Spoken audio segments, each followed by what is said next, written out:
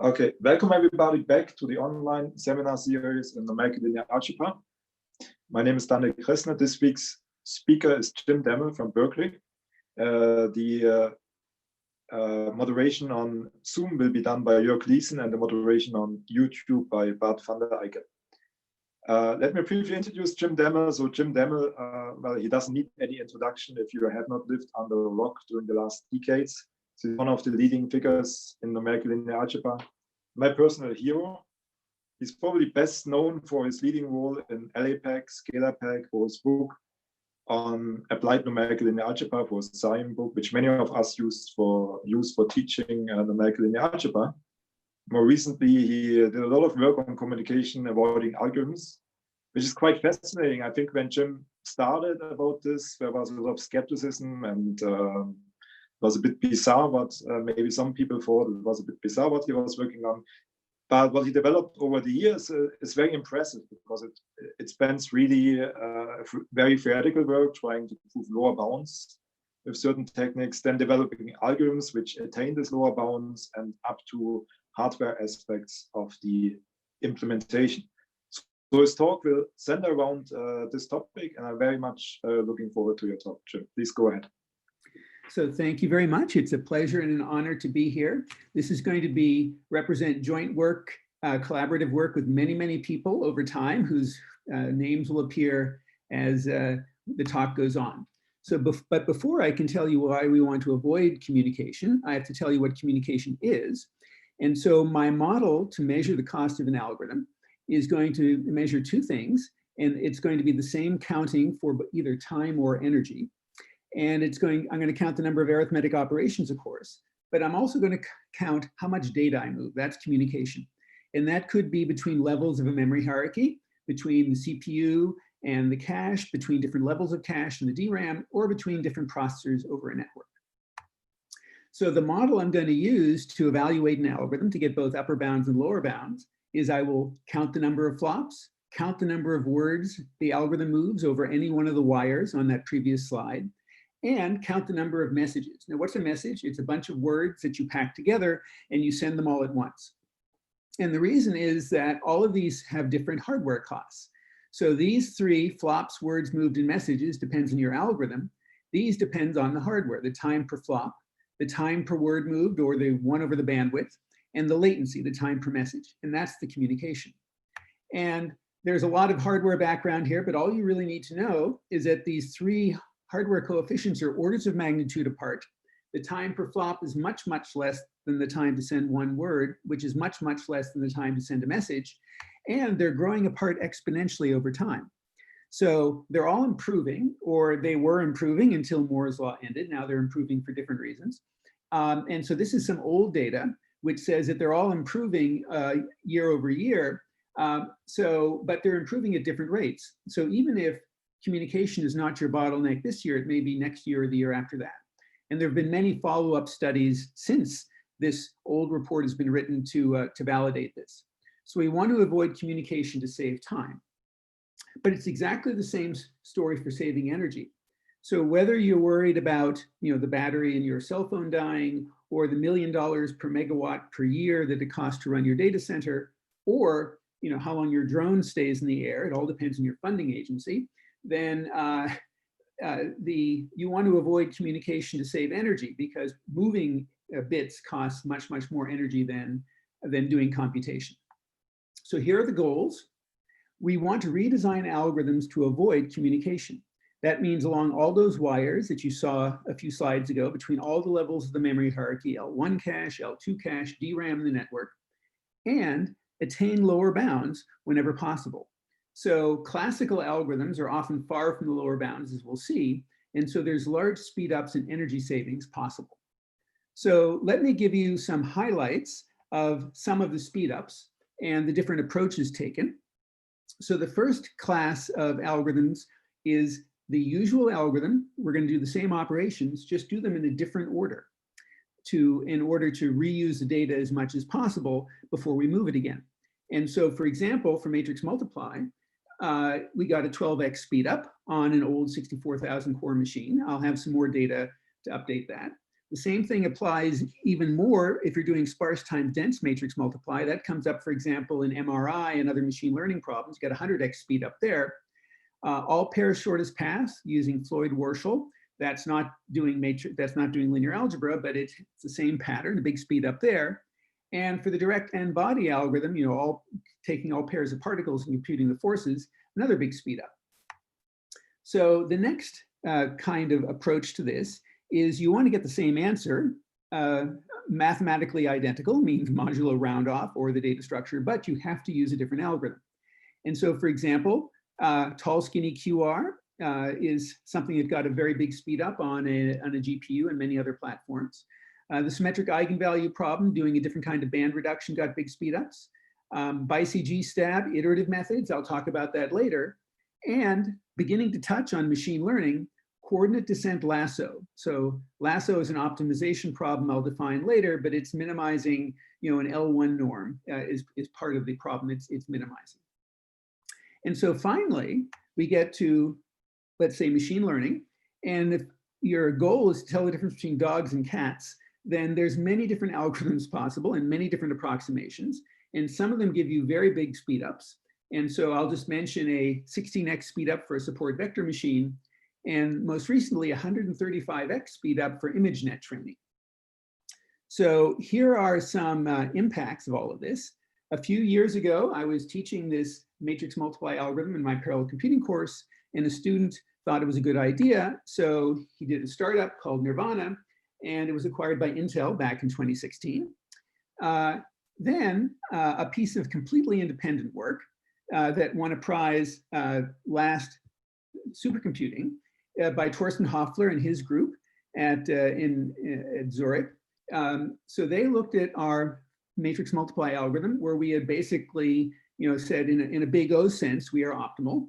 And we had some assumptions about matrix dimensions and so forth. And they said, let's make this as general as possible. So they got the constants right. The lower bound and the upper bound now match up to the constant. And it applies to all matrix sizes and processor counts and all of that. And that won a best student paper prize at Supercomputing 19. The tall skinny QR algorithm won a best paper prize, SIG in supercomputing. And we got it out in LAPAC initially in 2016. And I'm pleased to say, even though it's taken many, many years, the next release of LAPAC will include a follow-up algorithm called householder reconstruction, where we take the output of tall skinny QR and, again, in a communication avoiding way, reconstruct the usual householder representation of that orthogonal transformation, which is useful, makes it much easier to use in other applications. So getting on to the machine learning, the support vector machine won a best paper prize at IPDPS in 2015, and the ImageNet training won a best paper prize. And I have to give full credit to my graduate student who's about to graduate, Yang Yu, who was the leader for all of this. And the big idea behind that best paper prize was adopted last year in the industry standard benchmark for machine learning. That's sort of the top 500 for machine learning, called MLPerf. And so this is now basically used by everybody. Okay, so here's an outline of the talk. I'll do linear algebra, then machine learning, and then beyond. I'll start by reminding us all of what are the communication lower bounds for classical direct linear algebra. Go on to matrix multiply in a little bit more detail in tall skinny QR, and then briefly mention iterative methods. The reason those iterative methods are interesting is that they translate into machine learning, and they can be used directly for problems, nonlinear problems like coordinate descent lasso. And then I'll go a little bit more into the ImageNet training. And then finally, I'll talk about how this extends to sort of arbitrary code that looks like nested loops accessing arrays. And I will do a very concrete example, which is very popular these days, convolutional neural nets. And I'll close with just a little bit of how to tweak all this to deal with variable precision, because everybody's very excited about bfloat 16, combining that with 32-bit, and how do you tweak all the algorithms to minimize communication when that's the case. So in the interest of interacting with the audience, does anybody have any questions about this at this time before I go on? I don't think that there are any questions yet, so I guess you can just so continue. there's obviously going to be a lot of stopping points here for questions, so I'll try to make sure I stop. So let's do the linear algebra, communication lower bounds. So let me summarize. So direct linear algebra, I'm going to talk about lower bounds on communication for AX equal B, least squares, eigenvalue problems in the SVD. And when we first got these lower bounds, we obviously compared them to the algorithms in standard libraries like LEPAC and Scalapac. And they were, in general, not attained by these well-studied algorithms. So we systematically invented, we and many others, new algorithms to attain these lower bounds. And sometimes, as in the case of matrix multiply, it was just doing the same operations in a different order. But in a number of cases, there were new numerical properties. For example, you have to abandon partial pivoting and Gaussian elimination and pivot in a different way. New ways to encode the answer, new data structures, and so forth. And of course, there's a big design space in this sort of theoretical analysis. And so you still need to do a lot of tuning to find the optimal implementation. And so auto-tuning is a natural way to do that, since it's a lot of code to write. And it all applies to sparse matrices, the theory, but whether or not you can attain them, of course, depends on the sparsity structure. There's no magic way to multiply by a diagonal matrix goes any faster than doing the obvious thing. And so you need to have some theory about, some assumptions about the sparsity structure. And there's lots of papers in that, but I won't have time in this talk to go into it. And let me say that all of that approach, lower bounds, comparing to current algorithms, which don't attain them, finding new algorithms, that all applies to iterative linear algebra, so Krylov subspace methods and so forth. So here is the lower bound that applies to all linear algebra that smells like three nested loops, like n cubed. I will say that everything extends to Strawson-like algorithms, but I won't have time in this talk to go into that. So here's the model. We have a fast memory of size m, which is too small to fit your whole problem. And then there's some bigger memory where the whole problem fits. And the question is, how much data do you have to move back and forth between the small fast memory of size capital M and the big memory to get the job done? And the answer is, as long as you're doing something that smells like three nested loops, the number of words that have to move back and forth between the fast and slow memory is going to be lower bounded by the number of flops that processor does on that data divided by the square root of the fast memory size. And so that's going to be true, both in the sequential case when you can think of this as cache, or in the parallel case. In that case, the fast memory is the memory on a processor, and the slow memory is all the memory on all the other processors, which you may have to communicate with. So in the parallel case, it's easiest to interpret this as we have to assume that it's either load balanced or memory balanced. Otherwise, of course, you just put all the data on one processor and you don't run in parallel and there's no communication, but that's not very interesting. So this lower bound has been known to hold for matrix multiply since Hong and Kung published their famous paper back in the 80s. But now we know it holds for just about everything that, as I said, smells like three nested loops. BLAS, LU, QR, eigenvalue. Of course, tensors aren't necessarily three nested loops, but the theory extends to that. It applies to whole programs sometimes, or sequences of these operations, not just individual, let's say, calls to familiar subroutines. So for example, if you want to compute the power of a matrix, a to the k, no matter how you take all those operations of those multiple matrix multiplies and interleave them, it's the same lower bound. It applies to both dense and sparse matrices, where this numerator is not n cubed anymore. It's going to depend on the sparsity structure. As I mentioned, it applies to sequential and parallel algorithms. And it applies, you don't have to do multiplies and adds in the inner loop. You can do whatever you want as long as you touch the data. And so you could do maxes and sums, and then you get some graph theoretic lower bounds like Floyd-Warshall. So that's the lower bound on the bandwidth cost, the number of words moved. We also want to bound on the number of messages. And the easiest way to say what's the fewest messages that I can send, a message being a bunch of words packed together and sent, is you send the largest, you send the largest messages possible. So you take all the words, you pack them in the largest messages possible, and that minimizes the number of messages. So what's the largest possible message? Well, it's the whole memory. So that's kind of an obvious one. And so this lower bound is only a factor of m smaller than this one. And so those are going to be our goals for linear algebra. And I'm pleased to say this won a Best Paper Prize back in 2012. So now, are there any questions before I go on to illustrating how to attain this lower bound for matrix multiply? No questions yet on Zoom, okay. I guess, and thank you. Not on. Okay, good. Just go ahead. Mm-hmm. So let's go on to a very classical, well-known algorithm for matrix multiply and just review it. It's called SUMMA, Scalable Universal Matrix Multiply Algorithm. And suppose I have, here's an example, it's easiest to show a picture. I have the code too for the general case. Suppose I have 16 processors. I'll arrange them in a 4x4 grid, and each processor will own an n over 4 by n over 4 submatrix. Then all I'm going to do basically is a bunch of outer products. I will take a block of columns of A, multiply it by a block of rows of B, and update the matrix. So what communication is involved? Every processor who owns a subset of columns, so there's a parameter here, the number of columns is B, is going to broadcast it. These arrows mean that everybody here is going to get a copy of these sub-rows, every sub-column. This processor who owns these entries of that blue sub-row will broadcast them down, so every processor in that column of processors will get a copy.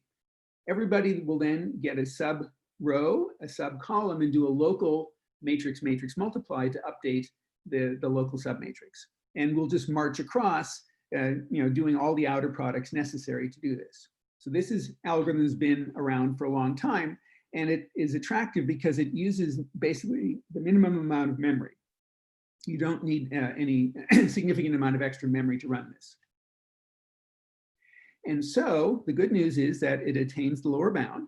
And so what is the lower bound in this particular case? So if I have n by n matrices spread out over p processors, I need to say what's the memory. And as I said, I'm basically just having one copy of the data. So I have n squared storage overall split evenly among p processors. And so the lower bound is the number of flops, it's load balanced, n cubed over p, divided by the square root of the memory, and you do a little algebra, it turns into n squared divided by p to the 1/2. And the number of messages is a factor of m smaller, and that's p to the 1/2. And so it turns out that SUMMA does indeed attain this lower bound. And so the question is, what about the rest of the parallel algorithms in Scalapack? For the number of words moved, it turns out they mostly do, except for the non-symmetric eigenvalue problem. But for the number of messages, where the lower bound is p to the 1/2, it was basically always asymptotically worse, except for Koleski. And so this motivated us to find new algorithms that attain all these lower bounds, in theory, up to polylog p factors, log p, log squared p. And so there are algorithms that do this for all of these different algorithms. But then we asked ourselves, can we do better? And so the question is, why didn't I just say we were doing optimal? We had just attained the lower bound. Well, there was an assumption that we made, which is that we were using the least amount of memory possible. But the lower bound is still true if there's more memory available, because m is in the denominator, either m to the 1/2 or m to the 3/2. So in principle, if I'm having memory that I'm not using, I'm leaving some resources on the table that I paid for, and I could go faster. So the question is, if we increase the amount of memory, can we attain the lower bound? And there's been a special case, it's been known for a very, very long time, which is called 3D matrix multiply. And it uses this funny amount of extra memory, but it's not always the case that you have, and it's been reinvented many times. Here's lots and lots of references. But you don't always have this much extra memory. You may only have 2 copies of the data that you can store, or 3 copies or something like that. So the question is, how do you, in general, take advantage of all the hardware resources that you have to go as fast as possible? And that's called 2.5-dimensional matrix multiply, which interpolates between the 3D version and the 2D version. So let's assume that I have enough memory to store C copies of the data. So C is some parameter. So what I'm going to do is take all my processors and lay them out in this 2.5-dimensional grid. So each layer has P over C processors on it, and they're C layers. So this is what it would look like if I had 32 processors and enough memory for 2 copies. So let me just give some indices so I can refer to all these processors. And initially, I'm going to assume that all of my data is laid out on the top. So that processor here on the top owns that n over 4 by n over 4 submatrix of both A and B. So that's my starting point.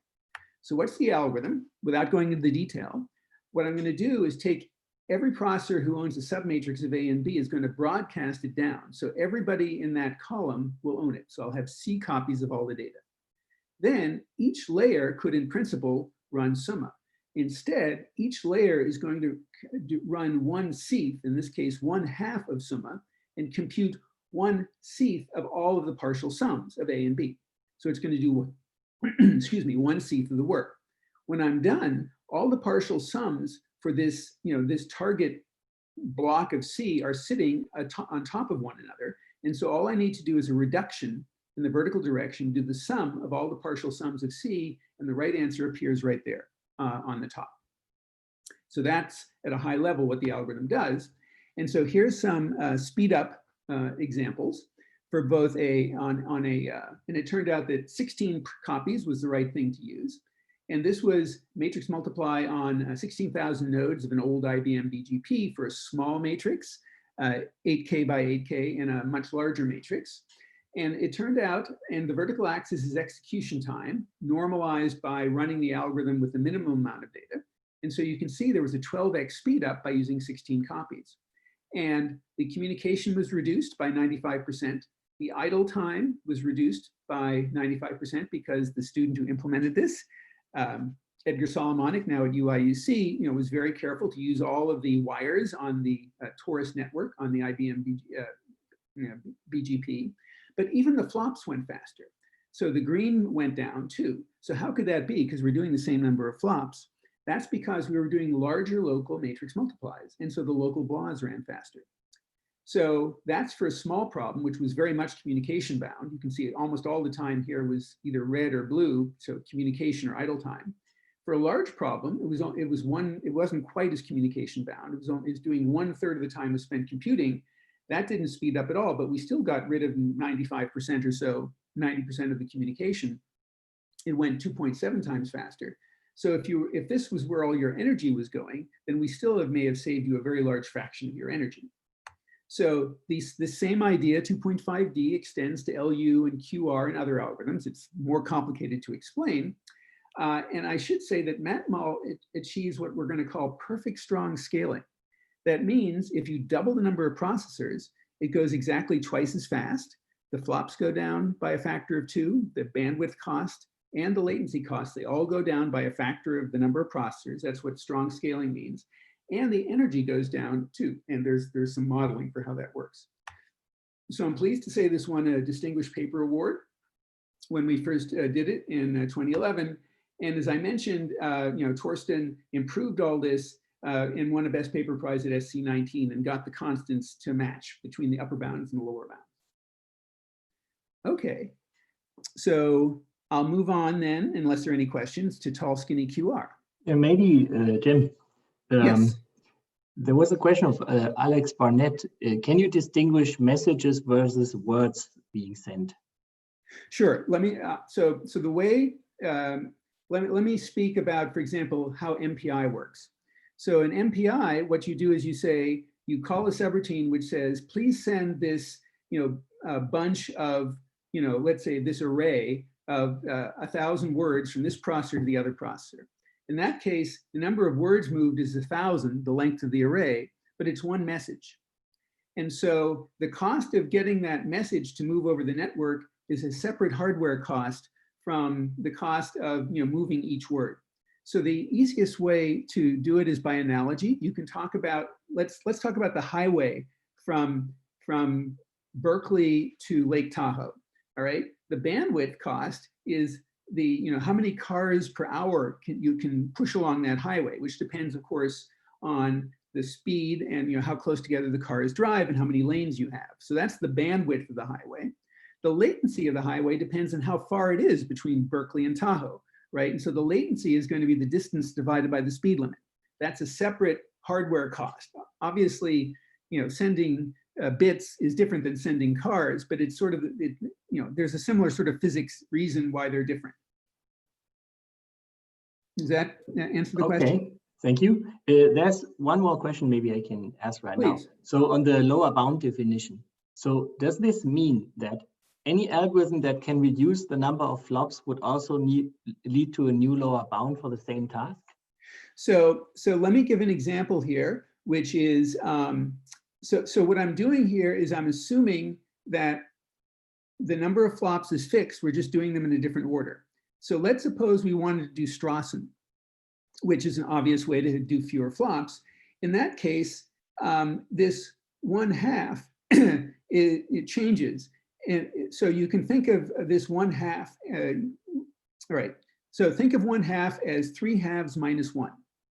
Then to do it for Strawson, you change it from 3/2 minus 1 to 2.8 half divided by 2 minus 1, right? All you do is you change the 3 to whatever the exponent is of the Strawson-like algorithm, and that works for any Strawson-like algorithm.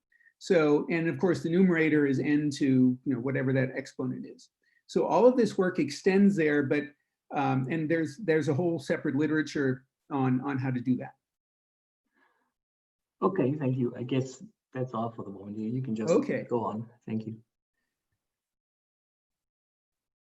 Okay, so let me go on now to tall, skinny QR. And so let's suppose that I have a matrix which is tall and skinny, and it's spread out over 4 processors. So each processor owns 1/4 of the rows. Processor 0 owns the first n over 4 rows and so forth. So how is the algorithm going to work?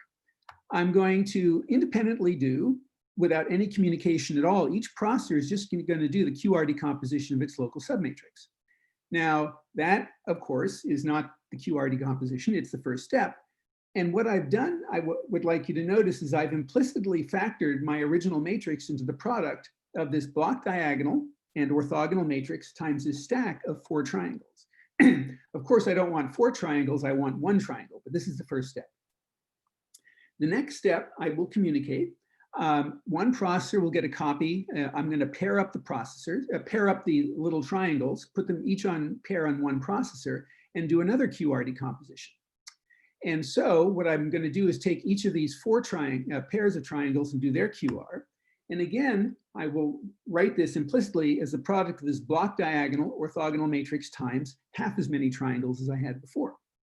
So the last step is I take the last 2 triangles and do their QR decomposition.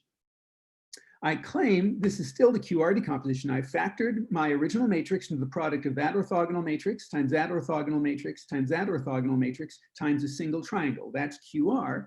It's just a different data structure, a different way of representing Q.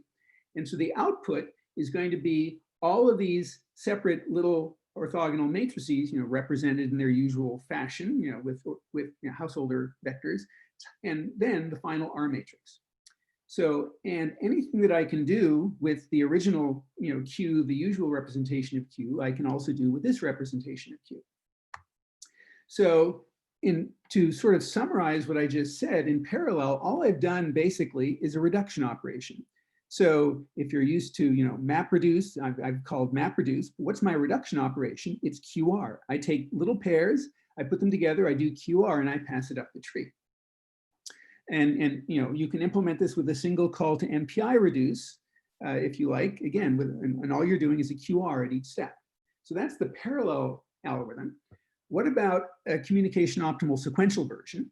So suppose that my matrix is so big, I can only fit 1/4 of the rows into cache at a time. Then it's going to be basically the same idea. It's just going to be a different shape reduction tree. I'll read the first 1/4 of the rows of the matrix into cache, do QR. Then I'll read the next 1/4 of the rows of the matrix into cache, stack that triangle on top of this rectangle and do QR. Do it again, and at the end, I still get my triangular matrix, R, and I get a different representation of all the Qs. That's the optimal sequential algorithm. It's optimal because I've read the matrix from slow memory to fast memory once to do this, and 1 is an obvious lower bound. So what if I have a slightly more complicated architecture? So I have, a main memory, but I have a dual core machine. So I'll have, some parallel QRs going on, and I'll be reading in stuff from memory. And so my reduction tree might look like this. But what if I have a real computer, which could be multi-core and multi-socket and multi-rack, and out of core and very, very complicated, I can just choose the reduction tree dynamically, depending on what hardware resources I have at runtime. And I might get a different data structure every time I do QR, but it will always run as fast as possible. So here are some sample speedups we've gotten over time. When we first did this on an old Intel 8-core Cloverton, we got an 8x speedup on a very, very tall, skinny matrix, a 10 million by 10. This was a parallel, distributed memory interconnect. This was a Blue Gene. This was a GPU. This was work done by Jack Dungera and Julian Langu. They did QR on a matrix spread over 4 cities, and they got a 4x speedup. And in this case, the communication was over the internet between connecting the different cities, and 4x was as much faster as you could go. And here was an experiment where it was just done, literally using MapReduce. And it was only a factor of 1.6 slower than just calling MapReduce twice. So it was sort of nearly as good as possible. The best speedup we ever got was infinite. This was when Mark Homan was a graduate student a long time ago, and he was doing this experiment on his laptop, and he got an infinite speedup. Now, what does that mean? The matrix was so big, it could only live on disk. And so he had to use virtual memory in order to run the classical algorithm. And it was so slow thrashing his disk, the classical algorithm, he finally gave up and hit Control-C. And then in comparison, the new algorithm only ran 2 times slower, as though there were infinite DRAM. So it basically only had to touch the disk once. And so that was what we would call infinite speedup. And obviously, if you have a tall, skinny matrix and you want the singular value decomposition, this is your first step, and it gives you about the same kind of speedup. Okay. So this also won a Best Paper Prize. As I mentioned, we got the first release out in LAPAC in 2016, and it's taken a while, but the next release of LAPAC will have householder reconstruction, where we take these arbitrary kind of trees, and again, in a communication avoiding way, we just give you the usual kind of 1 householder vector per column output data structure. Okay, so that is the end of tall, skinny QR, and if there are no questions, I'll move on to iterative linear algebra. There's one question on YouTube, Please. Tim. Mattia Beaupère asks, is there an analogous algorithm for tall skinny QR for a wide and fat matrix with a column partition? So yes. So let's see. So the matrix is wide and fat. You still want to do QR. And this would be for doing something like column selection to find, to do sort of a low rank, find the most linearly independent columns. Yeah, you would use the same kind of reduction tree. And in fact, I may be putting words into her mouth, but I believe Laura Grigory may be talking about that in an upcoming talk where she's going to go into more detail on new low rank algorithms, which are also communication avoiding, low rank factorization algorithms. Okay, that's it for YouTube. Okay, so let's go on to iterative linear algebra. So in this case, I'm thinking of something quite different. It's not 3 nested loops anymore. It's Krylov subspace methods and the like. So I'm going to do k steps of an iterative solver for solving either a sparse linear system Ax equal b or an eigenvalue problem. And so what do these algorithms do in k steps? We're going to do k sparse matrix vector multiplies, SPMVs, from some starting vector, and then create a subspace and find the best solution in that subspace by many, many definitions. You could end up with conjugate gradients, GMRes, Lanczos, or an oldie long laundry list. So our goal here is to minimize communication. And so it's easiest to visualize when your matrix is well partitioned. So that means, I'm not going to go into details, but if it's graph partitioned, you can get good separators. So what does the serial implementation do, the starting point? Each sparse matrix vector multiply is going to have to move the entire big sparse matrix, which is too big for cache, from slow memory to fast memory. And so there's the bottleneck, doing those sparse matrix vector multiplies. The new implementation will move the data once and still take k steps of the algorithm. And that is as fast as you can possibly go. That's a serial implementation. What about the parallel implementation? So again, the bottleneck is going to be the k sparse matrix vector multiplies and the dot products. Each one of those is going to require communication among all the processors. And that is going to cost log p messages. And so the overall cost is going to be k log p. And the new version is going to do basically one reduction, or order one reduction. It's going to send log p messages, and you can't get any faster than that. So there's lots of different speedups possible. And to get this to work, we're going to have to do some redundant computation, but computation is cheap, so that's not a problem. And this is not, does not work in general all the time. If your matrix is not nicely sparse, if it's poor partitioned, it's not going to necessarily give you good speedups. Preconditioning is an ongoing challenge. People have invented a lot of ways to incorporate preconditioning here, but again, there's no one size fits all. And the obvious way to do it, and I'll go into more detail on this, is it will not be numerically stable. So you have to be careful about preserving numerical stability. So let me just give you a couple examples, and I'll start with GMRes, which is the simplest one. So in that case, I have I want to solve AX equal B. I'm going to compute a subspace that spans this Krylov subspace, and I want to find the X in that subspace that minimizes the residual. So what's the standard algorithm do if I take k steps? I will do a sparse matrix vector multiply. I will run one step of modified Gram-Schmidt to make that vector orthogonal to all the previous vectors that I've computed. And then I will update to get my next orthogonal basis vector and get a little k by k upper Hessenberg matrix that represents all of the compression of A to this subspace. When I'm done, all I need to do is solve a little k by k least squares problem with that upper Hessenberg matrix H. So what am I going to do to make it communication avoiding? I'm going to compute in one step a different basis for this same Krylov subspace. So if your matrix A is suitably sparse, I can compute V, AV, A squared V, and so forth just with one communication step. That assumes that everything is, that the matrix A is well partitioned. Then, given this basis, I still want to reconstruct the same orthogonal basis I had before. How do I do that? Well, I call tall skinny QR on this Krylov basis, and I get Q and R. And then I can still build my little upper Hessenberg matrix from R and solve the same little least squares problem. So I'm not going to go into too much more detail, but that's basically how you do it. You take a whole bunch of points here at once. You build a larger basis of the Krylov subspace at every step. So in the sequential case, the number of words moved decreases by a factor of k. That was my goal. And in the parallel case, the number of messages decreases by a factor of k. Now you can see here that there's a bug. As I mentioned, numerical stability. What is this doing? I'm running the power method. And so, as you can imagine, all of these vectors are getting more and more nearly parallel to the dominant eigenvector. And if, depending on your spectrum, you can lose a lot of precision. And so the fix is that I don't need to use these particular polynomials, a squared, dot, dot, dot, a to the k. I can use any other polynomials of the same degrees that I want. And if I choose those polynomials appropriately, then I can get a well-conditioned basis and the whole thing works.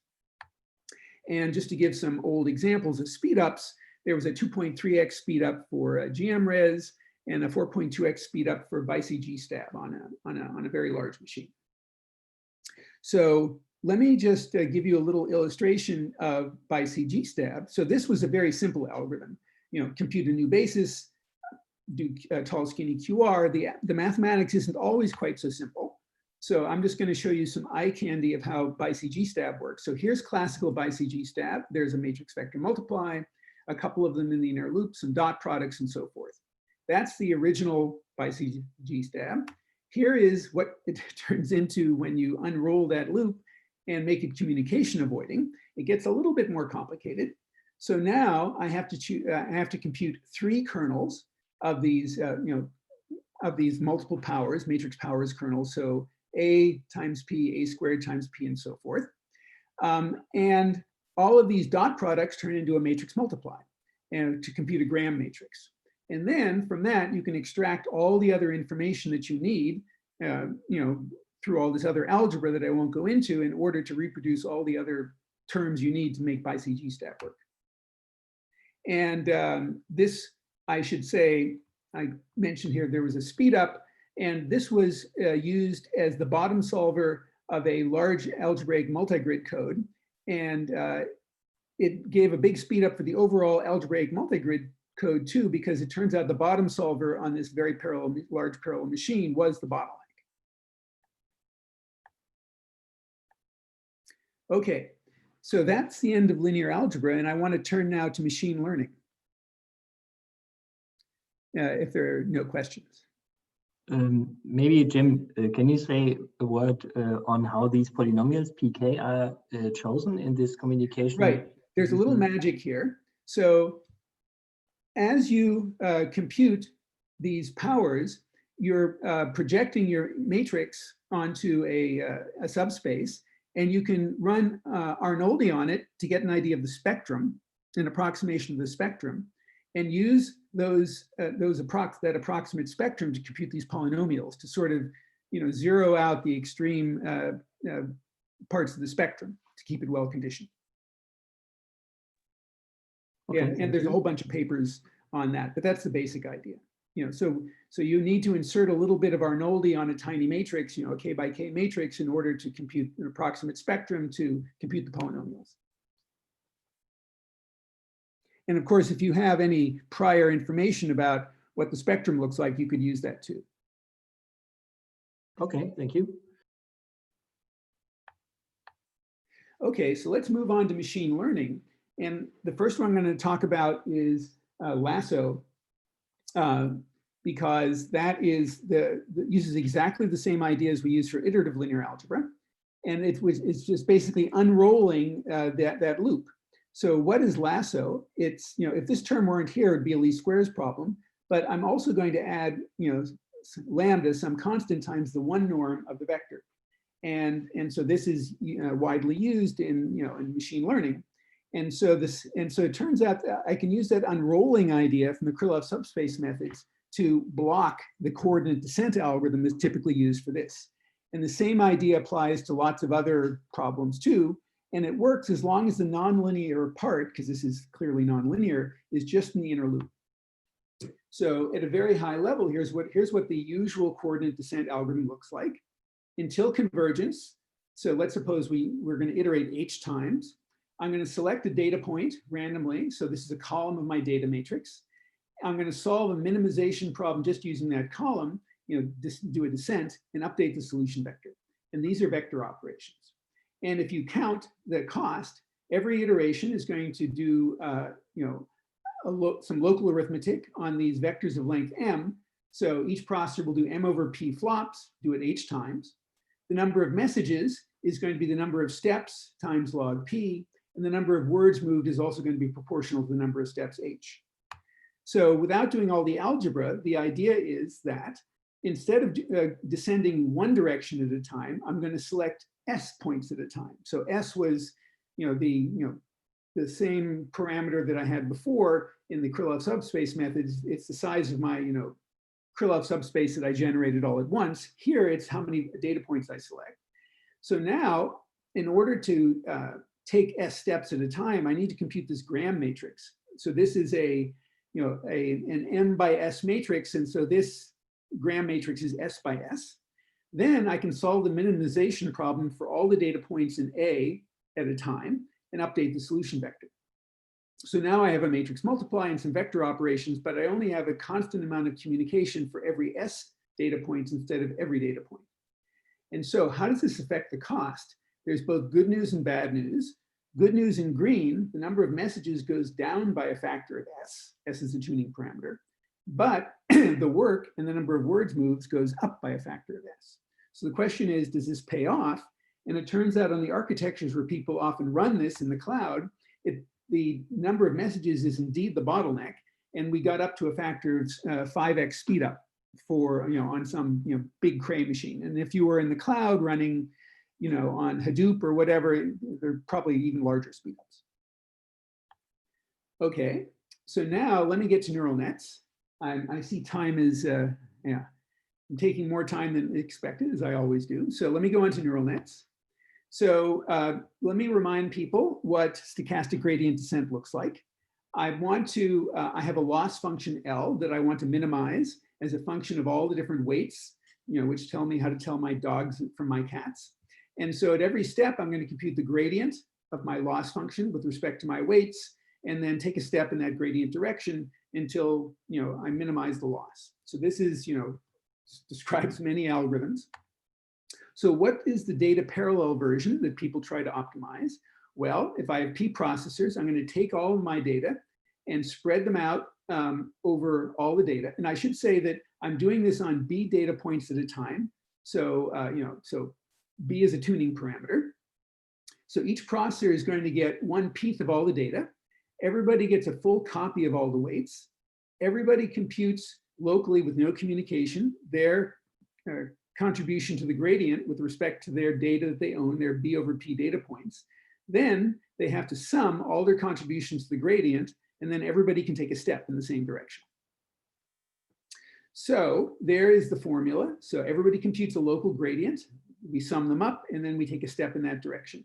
And it's called stochastic because everybody picks a random subset of the data at every step. So obviously, to go faster, we want to increase the number of processors. So what are the bottlenecks? So one bottleneck is that as B over P decreases, that means there's less work per processor.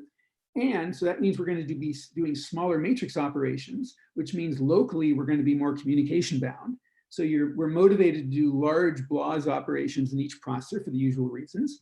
And of course, as P goes faster, I'm going to do a reduction of P things. And so the cost of each reduction is going to grow.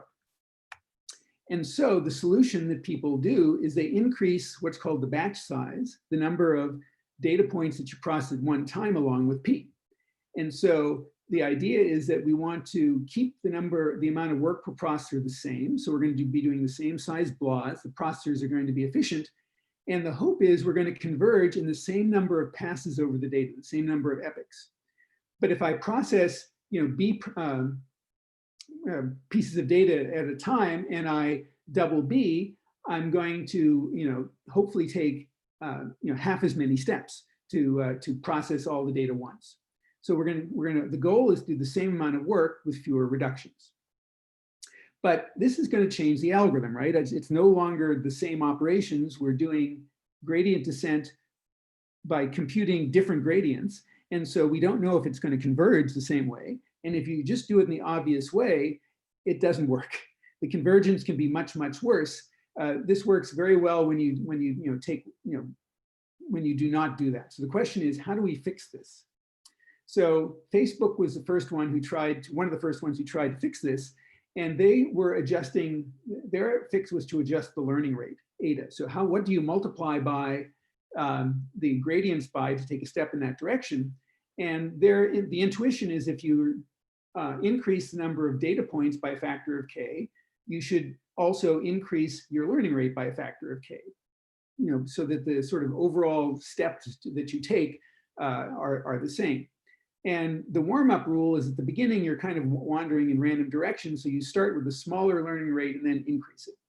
And these are called hyperparameters. And there's a great art of hyperparameter tuning. And they only got it to scale up to a batch size of 1K for AlexNet. Didn't work very well.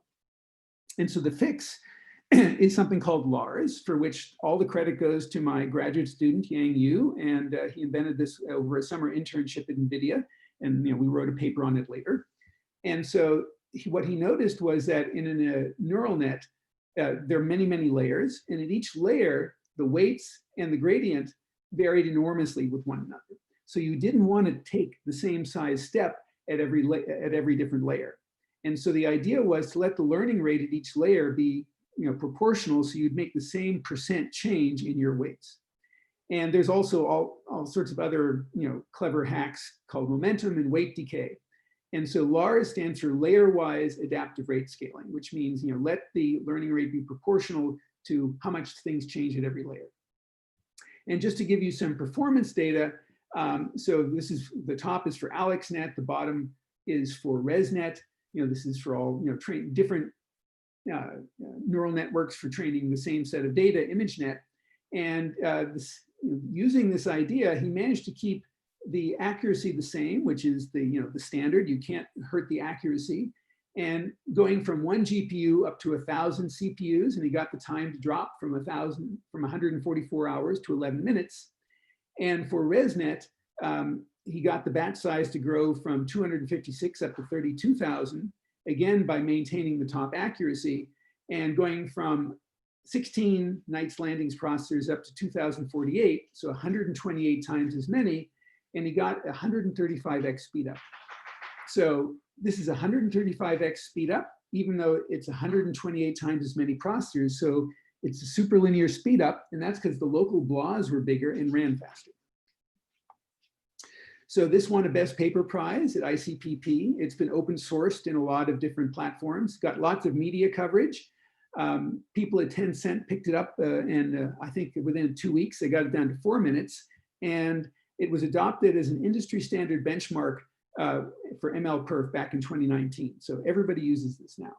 And the innovation, LARS, is not communication avoiding per se, but its goal was to enable avoiding communication by minimizing the number of reductions and maximizing the size of the local blobs. Okay, so that's all I wanted to say about ImageNet. Are there any questions? Maybe just a quick one. Jens Peter Zenke asked, wouldn't one not use, for example, Adam in place of SGD with mini batches? Oh, so all of these different, there's a large number of different training mechanisms, Adam, and there's a much longer list. All of these have been tried, and that's independent of using LARS. Okay. And LARS is as I said, has been adopted, by ML-Perf because it's the winner. Okay, so I guess in the interest of time, we should just move on. Okay, so let me move on and say that all of this works for arbitrary code. Let me just review the matrix multiply. So here I have my 3 nested loops over I, J, and K. There's my inner loop for matrix multiply. And as I said before, how many words have to move? It's lower bounded by the number of loop iterations divided by m to the 1/2. And we know how to attain that. It turns out you can generalize this so that you can have as many nested loops as you like. It doesn't have to be, you can iterate over an arbitrary subset of them. It doesn't have to be, an n by n by n cube. You can have as many arrays as you like in the inner loop, and they can have any subscripts that you like. They don't have to be just I, comma, j. They can be, linear combinations, whatever messy things that you like. And so the question is, can we generalize this lower bound and the corresponding optimal algorithms? And the theorem says, yes, you can generalize this lower bound. The numerator, which was n cubed, is just replaced by the number of loop iterations. That's not surprising. And what happens to the denominator, m to the 1/2? M turns into m to some magical exponent, where this exponent has a name. It's named after the Holder-Braskamp-Leap inequality. And this is based on recent work in pure mathematics by my colleague and collaborator on this, Mike Christ, Terry Tao at UCLA, and many others. So this is a, depends on group theory and functional analysis and all sorts of things. So then it turns out you can actually attain it. There exists an optimal algorithm that always attains this, assuming that your loop bounds are big enough. So again, if you have a sparse problem, there's no guarantees. So what I'd like to do is just illustrate this on something that's very popular these days, which is convolutional neural nets. And let me skip this slide here, which is a little bit more intuition for that theory. We can go back to it later if you like. So let me go on to convolutional neural nets. So what's a neural net? I have an image. So each image is of size width by height, and I can have many channels or colors. Then I have a whole bunch of filters that I would like to use to filter this image. And what I do is I take each filter, move it around, and compute the convolution of this filter with this image. And so I just keep moving this filter around, compute the inner product of all the data in the filter with the data in the image that overlaps with it, and that gives me a point over here. So that's at a high level what it does. And of course, I do not have just one image, I have B images, and so I'm going to have B outputs. And so if I write all this down, I have 7 nested loops. I'm going to loop over all the images, the width and the height and the number of channels and the number of filters. And the inner loop sort of looks a little bit like matrix multiply. I'm multiplying the image times the filter and updating the output, but I have some, the subscripts aren't that simple, because I'm shifting the image around. Okay, so the question is, how do I get, and of course, I don't always just shift it over by one. In this case, I was just shifting the image over by one at a time. People shift it over by some constant amount, which depends on the model that they're building. So I might shift it by 2 or 3 in every direction. So the question is, how do I optimize this? Since it looks like matrix multiply, what people have done in practice is basically converted it to matrix multiply. Said, oh, I'm doing a convolution. Let me just make many copies of the filter, fill up a tuplets-like matrix and do a matrix multiply, because matrix multiply is so well optimized. But you can do better. And so here are the communication lower bounds. So again, the numerator is going to depend on the number of loop iterations, which is the product of all those loop parameters, all 7 of them. It's going to depend on the cache size. And it turns out there are going to be a whole bunch of different cases. And so that's why the lower bound is going to have 5 terms in it. And I'm going to take the max of all these lower bounds.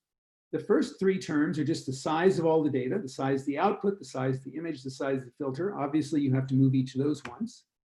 The 4th term is going to be just using our classical theory that I mentioned a few slides ago, which applies to arbitrary loopness, assuming the loop bounds are large enough. And it turns out it looks like the n-body problem. So it's much, much better than matrix multiply. But this assumes that you have very, very large loop bounds. But in the general, but you often have small filters, right? You may only have a 2x2 or a 3x3 or a 10x10 filter. And in that case, it looks like this. You have an m to the 1/2, a little bit like matrix multiply, but you have this extra factor in the denominator, which means it's even better than matrix multiply. It depends on the filter size. And any one of these 5 terms may be largest, depending on the relative sizes of all these parameters. And so, as I said, this is the most common case, and it beats matrix multiply by this factor. And it's, applies when the data does not fit into cache, but at least one R by S filter does.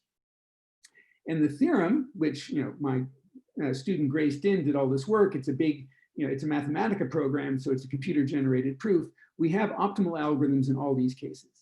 And just last month, we found a paper on arXiv where someone had a group in China had independently derived this lower bound and designed a hardware accelerator that attains it. So it may be that we'll all be using this sometime soon instead of matrix multiply. So finally, my last one slide is what happens if we have different precisions, right? I want to do matrix multiply, but I want to compute C using a different precision than A and B. This is very common these days because I have all these accelerators that take 16-bit inputs, B floats, and do 32-bit accumulation in order to compute the output, Google's TPUs. And so the question is, what's the optimal tiling when the sizes of the individual entries of A, B, and C are different? And we figured that out. The optimal tiling is not square. The optimal tiling is rectangular. And let's just say, so that's an example of the kind of extensions we can do. So to summarize, since time is short, we can deal with small loop bounds more generally. I talked about that in the case of neural nets, where you had small filters. We have a sort of a more general theory there, but there's still some open problems. We can talk about the requirements in network topologies to attain the lower bounds. 2.5D matrix multiply requires a 3-dimensional topology of your processors connected one another. It won't work on a 2D topology. We've extended all this to model hardware where writes cost more than reads, which is things like non-volatile memories. And we're interested in dealing with dependencies. And there's a lot of ongoing work on that to say, if I can't arbitrarily reorder my code, what are the new lower bounds? And we've also worked on rank revealing factorizations, and Laura Grigory will be giving a talk on that in the next few weeks. This is joint work with a lot of people, as I've mentioned, and this slide needs to be updated. We have an undergraduate reading group this summer that Olga Holtz and I are running. And so a number of those folks are also working on this, trying to get the constant to work better. And I will just highlight Kathy Yellick is one of the collaborators with whom I have collaborated both on avoiding communication and raising 2 children, which sounds like a contradiction, but you just have to be careful what kind of communication you avoid. So there's a 155-page survey article in Acta Numerica, which is rather old now, but it gives you a snapshot of what the state of the art was in 2014 just for linear algebra. And Gray, Ballard, Aaron Carson, Laura Gregory, and I are working on a book for SIAM, and a little hard to say how long that will take, but we're working on it. And we also have a parallel computing course, which is broadcast live with all slides and video available, which is parallel computing in general, but it also touches on a number of these subjects. So finally, this is my last slide. It's time to redesign all of linear algebra, machine learning, n-body algorithms, software. And since we don't want every programmer to have to learn all this math, maybe it should just be in compilers. So I'll stop there and thank you very much. Thank you. There's one more question on Zoom I wanted to ask by George Konstantinidis.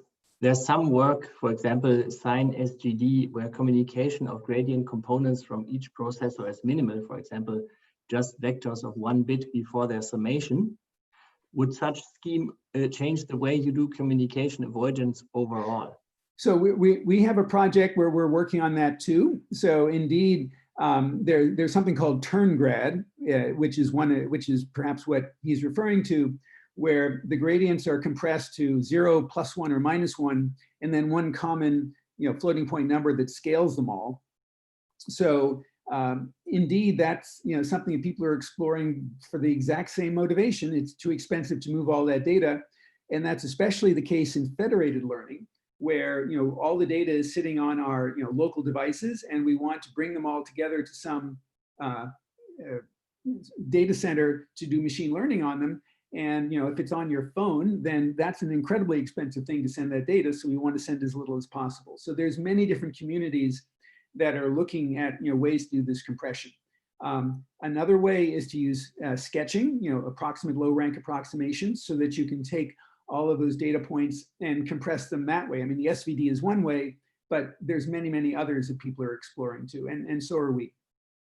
But given that I had 1 hour, I limited the scope a little bit. Okay, I'm just handing over to Bart if there's anything on YouTube. Maybe there's one more on YouTube.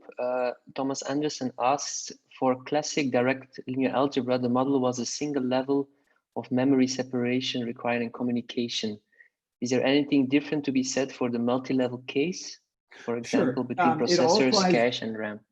Yeah, I'm happy to, we address that. It all works recursively. If you have multiple levels of memory hierarchy, you can sort of draw a line, between level I and I+1 and say how much data has to move across that arbitrary line. And what you would use is the amount of memory above the line, the total memory above the line versus below the line. And you can get a lower bound for that. And all of this applies recursively in that case.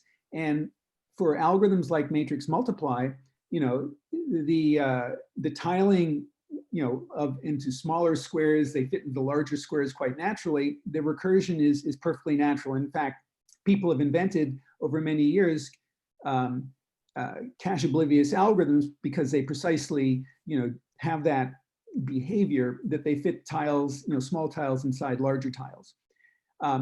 Some of our problems, for example, neural nets, the tiling is not as simple and recursive, and so it's more of an open problem there as to how to deal with that. But for classical linear algebra, the recursive tiling, works very naturally. Okay, I think in the interest of time, let's keep it like this. Oh. Okay. Okay, thank you, Jim, for your great talk.